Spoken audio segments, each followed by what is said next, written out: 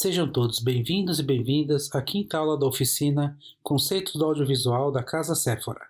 Essa oficina tem como objetivo trazer para vocês os principais conceitos da produção audiovisual em fotografia e vídeo, para que vocês possam aplicar rapidamente o que aprenderam em sua produção para torná-la mais bonita, mais comunicativa, mais pessoal e, ao mesmo tempo, mais universal. Houve um tempo em que o vídeo era um veículo para poucos. Filmar era um hobby caro e com recursos limitados para finalizar e compartilhar. Filmava-se com Super 8, cenas familiares sem som, em filmes curtos e tremidos. Depois vieram as câmeras VHS, que permitiam longas e, geralmente, tediosas horas de gravação, que eram vistas em grupo no videocassete ligado à TV da sala de estar. Os filmes tinham a data em que foram feitos, impressos eletronicamente no canto da tela, e volta e meia enrolavam no aparelho e se perdiam, pois não havia um método fácil de copiar.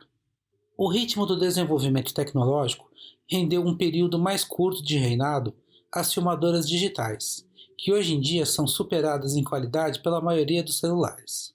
Com eles, hoje filma-se muito, o tempo todo. Os temas foram além das cenas de família e passeios de férias. A câmera voltou-se também para quem a segurava. Hoje, a maioria das produções incluem de alguma maneira o autor como protagonista. Em qualquer loja de eletrônicos encontramos suportes para celular e ring lights. Já passamos inclusive a febre do pau de selfie. Canais e mais canais no YouTube, Instagram, Vimeo, TikTok, tutoriais. Conselhos amorosos, financeiros, sobre carreira, até mesmo canais do YouTube ensinando a fazer conteúdo para canais do YouTube. Contar histórias é algo que se aprende, basta querer. Tenho certeza de que essa é a vontade que move vocês que acompanham essas aulas. Espero que, com elas, suas histórias ganhem vida. A facilidade com que fazemos vídeo hoje em dia é enganosa. Nunca houve uma câmera de vídeo mais democrática do que o celular. Ao unir vários aparelhos em um só, a indústria conseguiu fazer com que novos hábitos surgissem, como de compartilhar imediatamente o que acabamos de filmar ou fotografar. Filmar com o celular é fácil, mas tem limitações. Como qualquer produto de consumo, ele é pensado para ser usado com o mínimo de esforço, e todas as suas configurações e parâmetros são ideais para que o usuário continue no seu ambiente. Seus filmes ficam disponíveis instantaneamente numa pasta do celular, que já está integrada com seus contatos e suas contas nas plataformas digitais. O imediatismo do fazer e compartilhar em seguida faz com que a imensa maioria da produção atual seja realizada sem cuidado ou acabamento. Mesmo com limitações, o celular é uma ferramenta e tanto. Justamente por ser pensado para ser operado facilmente, dispensa ajuda na hora de filmar e até finalizar.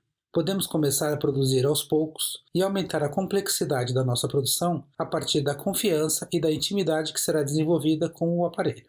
Se você tem uma câmera digital mais avançada e pretende filmar, precisa estudar as possibilidades que ela oferece, que variam de modelo para modelo. De qualquer maneira, se pretende fazer uma produção mais elaborada com vídeo, precisa conhecer os recursos do seu aparelho para poder explorá-los com segurança. Antes de começarmos, gostaria de falar sobre formatos. Diferentemente de uma foto, que pode ser vista em diversas proporções ou diagramada numa página, o vídeo tem, necessariamente, que se adaptar a uma tela.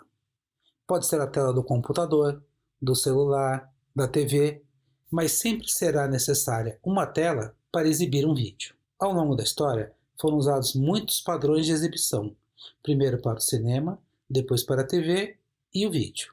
Nesta tela estão os principais padrões de vídeo. Não estão nesse gráfico os padrões de cinema, que são um capítulo à parte.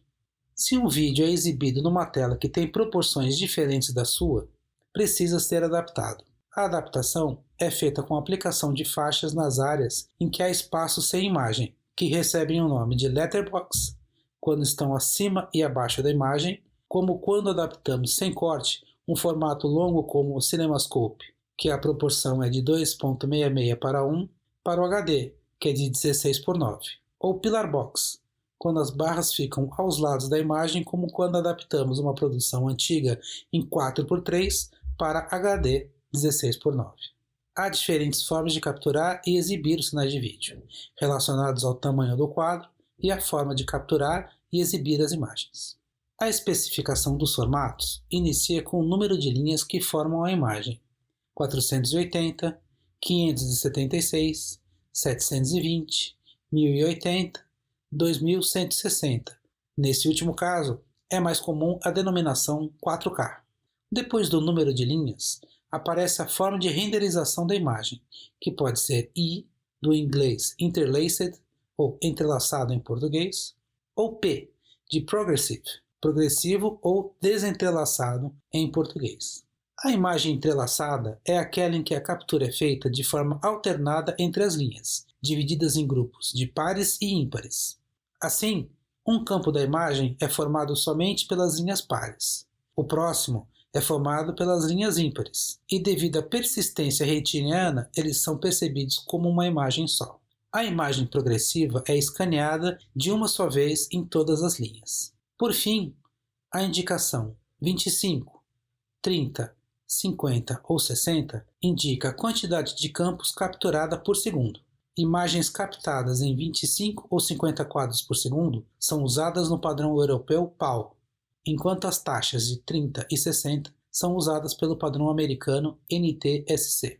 É importante lembrar disso, pois quando formos editar ou exportar nossos arquivos, é interessante que a taxa utilizada seja compatível com o padrão de exibição, para diminuir o processamento da imagem. Para efeitos práticos, a imagem entrelaçada exige menos processamento na hora de captar, porque somente metade dos sinais são captados em relação ao mesmo número de linhas captadas de forma progressiva. Para cenas sem muita movimentação, pode ser usada esta forma sem problemas. A imagem progressiva exige mais do processador da câmera, porém registra muito melhor a movimentação em cena, o que garante movimentos mais fluidos. Para exibição em TV, o sinal é sempre progressivo, o que significa que os vídeos entrelaçados precisam ser desentrelaçados antes de exibir. Dependendo da tecnologia do aparelho de exibição, podem ocorrer problemas de conversão, chamados artefatos, ou seja, um ruído eletrônico que interfere na qualidade final da imagem. Vamos falar agora sobre os primeiros preparativos para se filmar com um celular. Há alguns conselhos importantes para observar antes mesmo de começar a filmar com o celular. Observe se você tem memória e bateria suficientes, pois diferentemente da fotografia, que é salva logo após a captura, uma filmagem pode acabar sem ser salva e você perde todo o material que eventualmente ainda não tenha sido salvo, caso você não tenha espaço em memória ou bateria. Para isso, salve suas imagens feitas anteriormente no celular na nuvem ou em mídia e libere espaço do aparelho. Hoje em dia, o preço da mídia caiu bastante e ficou muito mais acessível que no passado.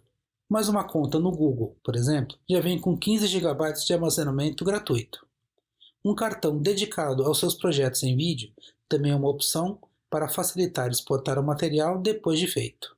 Quanto à bateria, caso tenha dúvida da quantidade de carga e não consiga esperar carregar, ligue no carregador ou em um pack de bateria externa enquanto filma. O importante é não correr o risco de perder o trabalho por falta de energia. Filme no sentido correto. Pelo hábito, é muito comum segurarmos o celular na vertical, que é como o usamos diariamente. Se a sua intenção for um vídeo para ser visto no YouTube, por exemplo, a orientação é horizontal, então não esqueçam de filmar assim. Devido ao formato alongado do padrão 16:9, não há muito o que fazer se você filmar no sentido errado. Antes de decidir, lembre-se que o formato vertical, embora tenha um canal muito popular atualmente nos stories das redes sociais, não tem uma base de telas em que possa ser visualizado posteriormente. Portanto, hoje ele é um formato que dá um feedback rápido de público, mas que pode não ser perene e ficar apenas restrito às redes. Caso você queira usar uma aplicação tipo Stories e, eventualmente, dar algum acabamento na horizontal a posterior, minha sugestão é fazer o original no formato 1:1, que pode ser trabalhado depois em pós para algum formato horizontal com um pouco mais de qualidade. Em primeiro lugar, escolha a resolução, preferencialmente a maior disponível, para ter material de qualidade para editar. Um app comum para Android já possibilita filmar em diversas janelas, como 16:9, 1:1 ou 4:3. Quanto à configuração da sua câmera de celular, além de regular manualmente o balanço de branco, como já sugeri anteriormente, sugiro que ajuste manualmente também a exposição, caso a visualização mostre um resultado diferente do que imagina. Faça isso em conjunto com o ajuste de ISO no menor valor que a luminosidade da cena permitir, para garantir a melhor qualidade de captação e o menor ruído. Alguns apps têm a possibilidade de mostrar em tempo real o histograma na tela. Vale a pena pesquisar na App Store do seu sistema operacional. Com o que aprendemos na aula passada, você já tem como entender se a imagem tem qualidade ou se há muitas áreas sub ou superexpostas. Mas de uma maneira geral, o vídeo se beneficia de uma exposição mais escura, pois é visualizado em dispositivos que os iluminam por trás, como monitores e celulares. Limpe a lente do celular com um tecido macio. Por estar sempre à mão, é comum que ela esteja suja ou com marcas de dedos. Estabilize sua câmera com o uso de suportes ou segurando-a de maneira firme. Nivele o quadro com o auxílio das linhas de grade que você pode exibir em tela. Ao longo desta aula, vamos dar mais dicas práticas de captura de vídeo para celular, inclusive para os usuários de câmeras digitais, pois podemos usar imagens captadas com o celular para montar com o que foi filmado em DSLR ou mirrorless. Os primeiros passos para filmar com câmera digital são um pouco mais complexos devido aos maiores recursos, como nos celulares, baterias devem estar carregadas e mídias com espaço suficiente. Aconselho que estejam vazias, para termos bastante espaço de memória para gravarmos o quanto precisarmos. A primeira coisa a ajustar é a qualidade de captura. Normalmente, gravamos com câmera digital vídeos para exibição em tela ou em sites como YouTube e Vimeo. Então, a proporção 16:9 com resolução 1080p 30 é uma boa escolha, caso seu equipamento permita. Se tiver resolução superior a essa, pode usar para garantir melhor qualidade. Agora é hora de enquadrar a cena e ajustar o tripé de exposição conforme já aprendemos nas aulas anteriores. Leve o tempo que precisar até que esteja satisfeito com o resultado visualizado na tela da câmera, preferencialmente com o auxílio do histograma. Se vai filmar no tripé, nivele a câmera. Normalmente, há um horizonte virtual disponível no menu da câmera, mas um app de nível para celular ajuda caso seu equipamento não tenha o nível virtual. Se for filmar com a câmera na mão, fique em posição estável, nivele a câmera com o auxílio das linhas de grade e, se for fazer movimentos, se possível, os ensaie antes de começar a gravar. Vamos começar a pensar nos nossos vídeos conhecendo um conceito muito importante, o do eixo da ação. Eixo da ação é a linha imaginária que liga as pessoas que estão em ação na cena. A interação entre elas pode ser tanto filmada de um plano geral, que mostre toda a ação, como câmeras que mostrem mais a face das pessoas individualmente. A primeira posição é o plano que mostra todos em quadro, o que chamamos sempre de posição de câmera 1. Depois, a numeração de câmera ou posição segue o sentido da escrita, ou seja, da esquerda para a direita, do ponto de vista de quem filma. Podemos ter tantas posições quanto necessárias para descrever uma cena. Porém, na montagem, elas devem ter entre si uma distância tal que o ângulo entre outras câmeras do mesmo lado seja superior a 30 graus, para não causar um salto incômodo na edição. Esse esquema pode ser usado até mesmo com uma câmera. Basta planejar a tomada da cena e repetir as ações. Recomenda-se fazer as tomadas da câmera 1 primeiro, ou seja, mais abertas, e seguir o mais fielmente possível gestos, palavras, atitudes nas tomadas seguintes. Para movimentar a câmera, não se deve cruzar o eixo da ação. Isso porque pular o eixo causaria uma mudança da relação entre os personagens, como podemos ver na imagem captada pela câmera hipotética X, que pulou o eixo do quadro, no exemplo dado. Perceba que a menina pula do lado esquerdo de quadro para o direito. Essa mudança de relação causa estranheza e quebra a atenção da cena. Por falar nisso, precisamos entender um pouco sobre como a ficção constrói um tempo diferente em que vivenciamos a narrativa. Diegese é o conceito próprio da ficção que diz respeito à dimensão fabular de uma narrativa. A diegese é a realidade própria da narrativa, mundo ficcional ou vida fictícia. a parte da realidade externa de quem lê ou assiste, o chamado mundo real ou vida real. O tempo diegético e o espaço diegético são, assim, o tempo e o espaço que decorrem ou existem dentro da trama, com suas particularidades, limites e coerências determinadas pelo autor.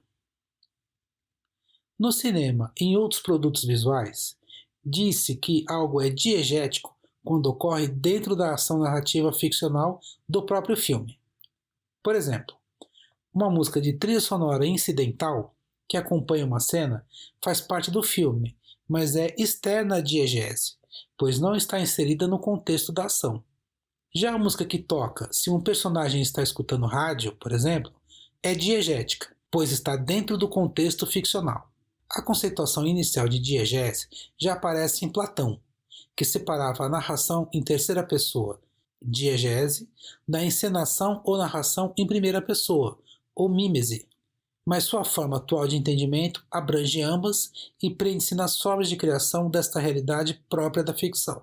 Os recursos narrativos de câmera atualmente utilizados foram desenvolvidos de forma a tornar críveis os acontecimentos da ficção filmada e manter a sensação de magia que o cinema causa em nós. Vamos recapitular o que vimos sobre planos. Nesta tabela estão os principais planos de vídeo, de forma resumida para que facilite nossa memorização. Alguns nomes ou definições parecem diferentes do que vimos para a fotografia, mas são poucas as diferenças. Às vezes mudam da escola americana para a europeia, por exemplo, mas basta ter em mente a ideia de plano e para que ele serve que você já terá o melhor que essa informação pode te dar. É importante lembrar que, num vídeo, é possível que um tipo de plano suceda a outro. Assim, podemos passar de um plano médio para um close, ou de um meio corpo para o grande plano geral. O que importa é a lógica que essa sequência causa no espectador. Essa alternância de planos torna o vídeo mais dinâmico e com maior eficiência na narrativa se for bem realizada. Só tome cuidado para que alterações bruscas na qualidade de áudio ou na luz não prejudiquem a qualidade do vídeo. Na dúvida, grave uma versão aberta, outra fechada e veja na edição se a passagem de uma para outra funciona. Vamos detalhar um pouco mais os possíveis significados de cada plano. O plano frontal é aquele que é nivelado pelos olhos do personagem. O coloca na posição mais natural em relação ao espectador, como se estivesse à sua frente. Se a câmera estiver num papel subjetivo, ou seja, se ela representar os olhos de alguém presente na ação, como na imagem, ela nos confronta com as ações em quadro, o que pode ser bem impactante, como podemos perceber. Uma informação sobre esta imagem. Normalmente em ficção, os atores não encaram a câmera. Eles só o fazem quando a câmera é subjetiva, quando a câmera simula outra câmera, como uma câmera de TV presente na ação, ou quando o personagem explicita a condição de ficção do filme e fala com o personagem ao espectador. Neste caso, se diz que foi quebrada a quarta parede, que é aquela barreira imaginária que separa a história do filme da vida real. O plongé, ou câmera picada, é aquela em que a câmera encara o personagem de cima para baixo. O uso mais frequente em ficção é para demonstrar que o personagem está sujeito a uma força que o ameaça pelo seu posicionamento inferior com relação ao olhar. Percebe-se, por exemplo, que o personagem está numa condição de defesa, e o fato do rosto estar mais destacado do que o corpo aumenta a leitura da expressão do ator. Em ficção, também pode ser usado para localizar espacialmente a cena, como quando uma pessoa na janela de um prédio fala com outra que está na rua. Às vezes, em produções de entretenimento, a câmera picada pode dar mais detalhes do cenário ou locação, ou deixar espaço para que a pessoa que está em cena se levante de uma mesa, por exemplo, e passe a um plano frontal sem precisar cortar a câmera. Também é muito utilizada para mostrar ações, como em tutoriais. O contraplongé, ou contrapicado, é o oposto. A câmera enquadra os atores de baixo para cima. Como podemos perceber nesta imagem, e pela lógica inversa do efeito do plongé, a ideia mais forte é passar a sensação de fraqueza perante os personagens, ou ressaltar sua grandeza e importância. A câmera do exemplo é outra vez subjetiva, representa o olhar do personagem com quem os atores falam e causa um efeito intimidador evidente. Há mais exemplos de uso em ficção, como demonstrar o poder de um orador perante sua plateia. ou de uma pessoa que estava de cama e consegue se levantar depois de se recuperar de uma doença. Em entretenimento e jornalismo, é menos usado pelo efeito negativo que causa no espectador e pelos problemas de registro, principalmente do rosto, já que nesses formatos, quem está em quadro olha diretamente para a câmera, e quando olhamos para baixo, a tendência de criar uma papada sobre o queixo é imensa. Nesses casos, somente é usado com efeito narrativo, como para mostrar o céu ou a parte superior do quadro com mais ênfase. A câmera zenital é aquela que está no zênite, ou seja, no ângulo extremo de cima para baixo. Apesar de potencializar muito o efeito de diminuição dos personagens, tem outros usos bastante interessantes, como retratar de frente, mostrando a expressão com clareza, os personagens que estão deitados. Usada de forma subjetiva, pode mostrar planos detalhes de ações dos personagens, como a tentativa de desarmar uma bomba em um filme de ação. Outro uso é o mapeamento do cenário, ou seja, com ela podemos descrever o cenário com detalhes ou acompanhar o personagem em sua ação por ele. Em entretenimento, é usado frequentemente para acompanhar ações, como em tutoriais de artesanato, culinária, especialmente em planos detalhe. A câmera contrazenital é o inverso da zenital, ou seja, mostra o ponto de vista inferior de forma mais intensa. Muito usada em tomadas subjetivas pelo poder de criar imediatamente em nós a sensação do personagem, também é bastante usada de forma objetiva em takes de ação, como o salto de um personagem de um prédio para outro, a mão se aproximando da maçaneta da porta, etc. Retratar ações também é o uso mais frequente em entretenimento e jornalismo, principalmente no jornalismo esportivo, como em saltos de motos entre obstáculos, por exemplo. A câmera lateral é a que está posicionada num ângulo reto perpendicular ao eixo da ação entre dois personagens, ou seja, aquele que liga os dois personagens, ou o que liga o personagem à sua ação em cena. Mais descritiva da interação entre os personagens é uma câmera que preserva melhor a intimidade do personagem, que o deixa mergulhado em sua intenção. Descreve a ação de forma clara, e geralmente usa a largura maior da tela do cinema para mostrar a aproximação dos personagens em cena, por exemplo. Mas este não é o seu único uso. Ela pode acompanhar o movimento do protagonista, sua movimentação pelo quadro, de forma a mostrar o caminho percorrido. Em entretenimento, pode ser usado para retratar ao mesmo tempo uma ação e quem a apresenta, pela facilidade de mostrar os dois na mesma distância e, portanto, em foco. Muito usado, por exemplo, em programas de culinária feitos em locação, ou seja, que não sejam gravados em cenário, mas numa cozinha caseira, por exemplo. A câmera traseira, ou nuca, deixa apenas inferida a expressão do personagem. Esta câmera exercita ao máximo a empatia do público com o personagem, pois a ausência da expressão em cena não deixa de conferir significado à ação. O público se coloca na posição de quem está imerso em pensamentos e precisa organizá-los. Também pode representar o impacto que uma cena ou situação causa no personagem. Nesse caso, o público compartilha da descoberta ao mesmo tempo que o personagem. Este é um efeito comum do entretenimento, como nos programas de viagem, por exemplo, em que o apresentador enquadrado pela nuca o coloca quase como um guia para o cenário que está à sua frente. Os planos 3/4 e 1/4 referem-se à posição da câmera em relação ao rosto do personagem. Podem ser utilizados separadamente, ou seja, pode ser que apenas uma pessoa esteja em cena e seja enquadrada em um desses pontos de vista. Quando usados em conjunto, como na imagem, podemos chamar alternativamente uma câmera de ombro, não no sentido de carregar a câmera no ombro, mas por retratar o ombro do personagem em primeiro plano. O 3/4 é uma maneira de mostrar ao máximo a expressão do personagem, sem que ela encare a câmera. É muito usada em montagens de tipo plano e contraplano, alternando os personagens, ou com o personagem isolado em quadro, interagindo com alguém ou observando uma ação fora de quadro.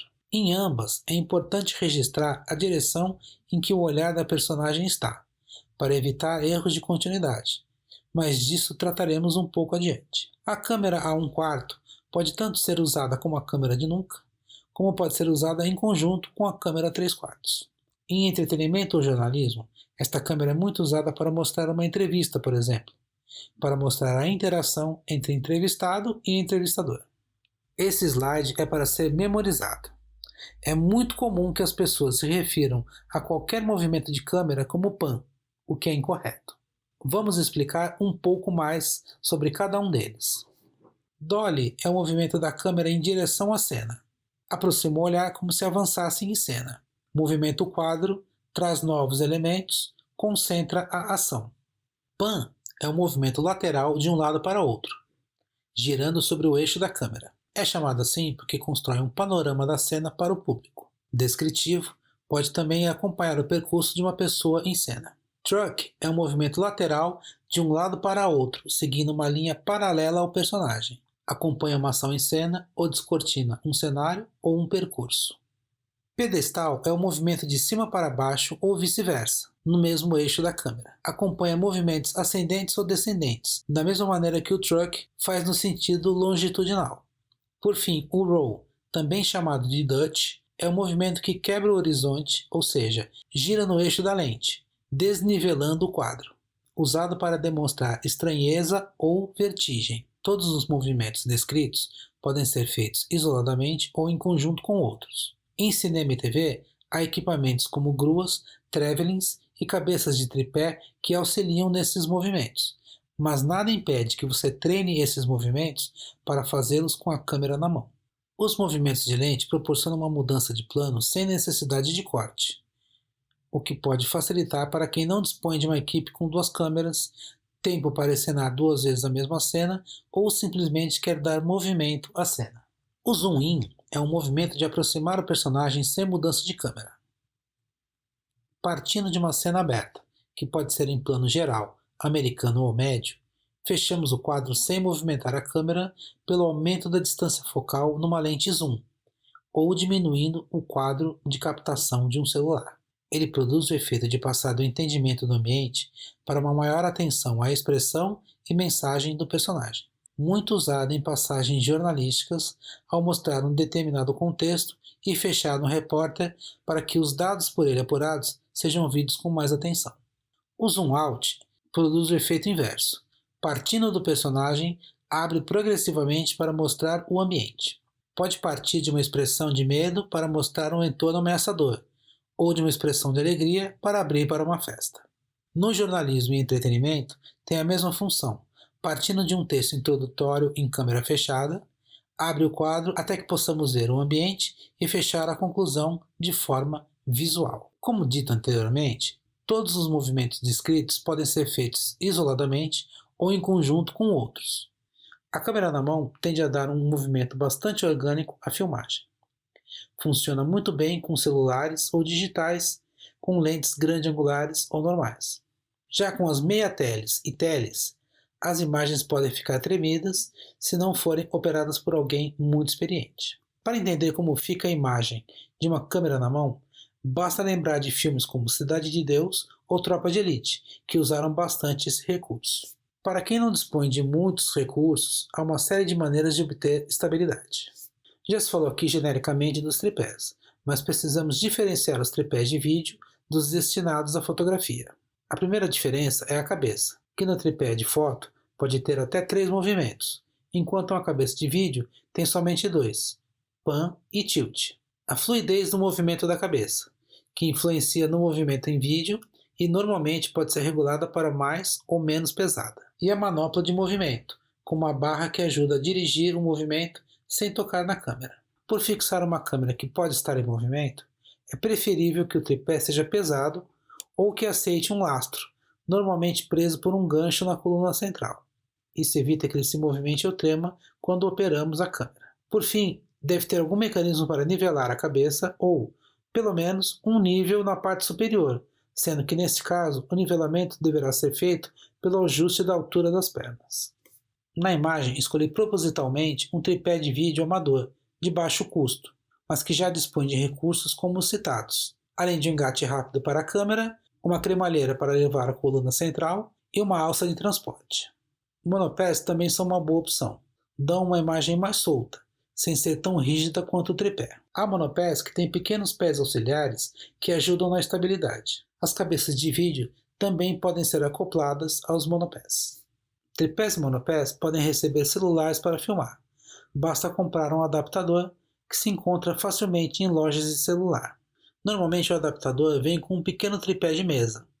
Esta é a menor configuração que se pode usar, com exceção da câmera na mão, mas com a vantagem de ter mais estabilidade. Se você juntar as pernas do tripé, terá uma empunhadura para segurar o tripé na mão. Há também no mercado uma série de acessórios como gimbals, que são estabilizadores de imagem pequenos, rigs, que são suportes ergonômicos para segurar a câmera ou celular. Você pode, inclusive, improvisar suportes caseiros. O que importa é o resultado. Tudo vai depender dos movimentos que pretende usar ou do tamanho do seu orçamento. Vamos falar agora sobre montagem, raccord e continuidade. Se você planeja fazer vídeos com cortes, precisa ter noções básicas de raccord e continuidade. Raccord, ou match cut, é um corte na edição dos filmes que faz a transição entre dois planos que são correspondidos de alguma forma, seja por algum movimento ou assunto, assim deixando o espectador fazer a conexão óbvia entre as duas. Continuidade é a manutenção da sequência lógica que deve manter a unidade entre as cenas de um filme. O raccord se refere a cenas ligadas entre si e leva em conta o que está sendo narrado, a maneira como as duas cenas se ligam e etc. Continuidade se refere ao todo da produção. Às vezes, erros de continuidade aparecem após a intercalação de várias cenas, mas mesmo assim quebram a sensação de verossimilhança que nos faz acreditar na ficção. O raccord é muito importante em montagens de ficção e entretenimento. Destacam-se alguns tipos. De movimento, quando um determinado movimento parece manter a credibilidade de um plano para outro. De direção, quando determinado elemento se movimenta, deve seguir sempre a mesma direção.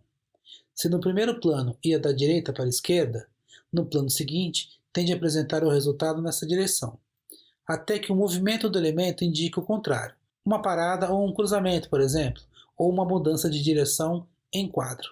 De analogia, quando o segundo plano mantém um objeto, imagem, figura, cor ou outro objeto que remeta para a cena anterior.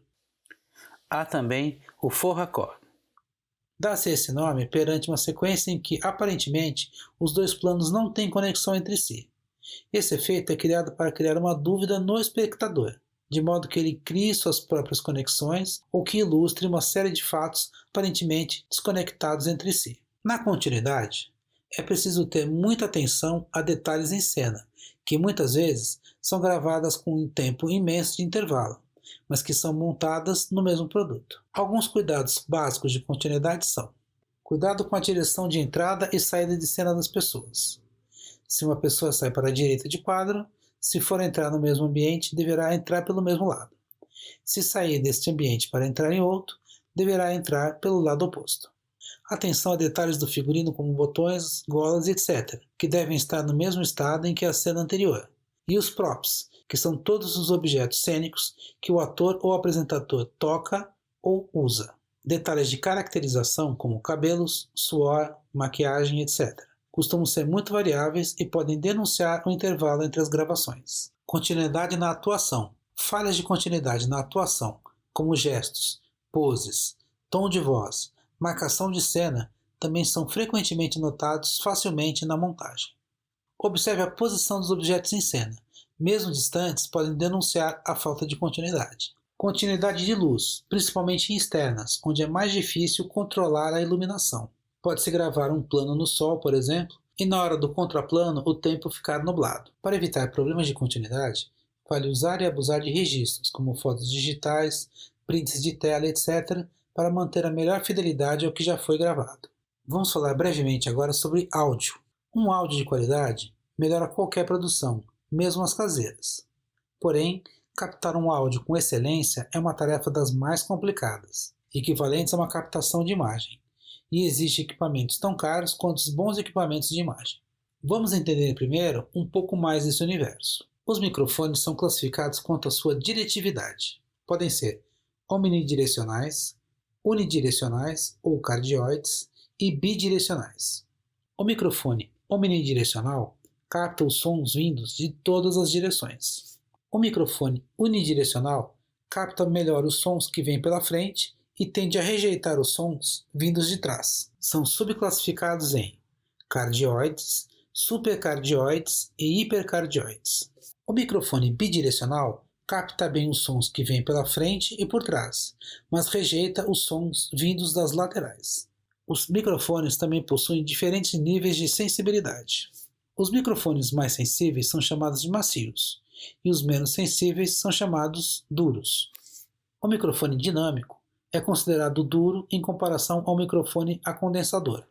Este último é bem mais sensível às ondas sonoras de pouca intensidade. Quando queremos evitar vazamentos, som de outros instrumentos ou ruídos indesejados, um microfone duro é mais adequado. Se quisermos captar sons com maior riqueza de detalhes e sutilezas, um microfone macio é mais conveniente, considerando que o ambiente da gravação seja silencioso. Por fim, os microfones também apresentam diferentes respostas de frequência. Um microfone, para ser bom, não precisa ser capaz de captar todas as frequências do espectro auditivo humano, que vai de 20 Hz a 20 kHz em média. Como os instrumentos musicais possuem frequências definidas de atuação, o necessário é que o microfone usado para gravar um determinado instrumento seja capaz de captar as frequências sonoras que esse instrumento emite. A resposta de frequência dos microfones quase nunca é linear, ou seja, igual em todo o espectro. Se você está iniciando na captação de vídeo, talvez seja melhor entender o que quer produzir para poder decidir como captar o áudio do seu produto. Principalmente se você está gravando sozinho ou numa equipe muito pequena, é difícil ter alguém dedicado ao áudio, embora ele seja tão importante, porque poucas pessoas dominam esse recurso, especialmente se comparado ao número de pessoas que entendem ou pensam entender de imagem. O áudio captado pelo celular ou câmera apresenta a vantagem de já estar sincronizado ao vídeo. Se você gravar separadamente, terá problemas para juntar áudio e vídeo. Se você quiser dar um upgrade na sua gravação, é possível adquirir microfones cardioides compatíveis com celular ou câmera digital, normalmente dotados de terminais P2, aqueles que parecem de fones de ouvido, o que torna mais fácil sua utilização. São relativamente baratos se comparados aos microfones profissionais e podem ajudar a captar um áudio mais limpo, sem ruídos laterais. Não se esqueça de, sempre que possível, checar o áudio antes de gravar, usando a mesma configuração para gravar um trecho curto de teste. Caso algum problema aconteça, como ruídos de mau contato ou mesmo não gravar o áudio, você não terá perdido a gravação. Por fim, se quiser ter mesmo certeza de que haverá algum áudio para montar, você pode gravar em separado, com um celular mesmo, o áudio da cena. Assim, terá algum áudio para editar, caso problemas ocorram na captação. Para ajudar na sincronização, basta dar uma palma em cena com a câmera e o gravador do celular ligados. Hoje aprendemos muitos termos novos, mas vamos detalhar esses. Cena é um conjunto de planos que se passam no mesmo lugar e no mesmo momento. Plano é um trecho de filme que foi, ou parece ter sido, rodado ininterruptamente. E take é tudo que foi rodado entre o disparo e a pausa da câmera. Minha sugestão de leitura é o excelente Os 5 Cs da Cinematografia, de Joseph C. Maselli. É um livro essencial, de formação, que passa os principais conceitos de cinematografia com muitas ilustrações e exemplos práticos. Que tal fazer um filme com o que você aprendeu hoje? Convide alguém para ser seu ator ou atriz, numa cena curta, em que alguém prepara um café para o lanche da tarde. Procure usar variados planos, como um plano geral, americano, detalhe, etc. E depois, monte esse filme em um aplicativo de celular, como Filmora, Viva Vídeo, etc. Não se preocupe se o resultado sair com a marca d'água do app em sua versão gratuita. O importante é apenas o exercício. E hoje ficamos por aqui. Espero que vocês tenham gostado dessa aula e que tenham aprendido um pouquinho mais sobre o universo do vídeo, sobre o fazer vídeo. Espero vocês na próxima aula. Até lá!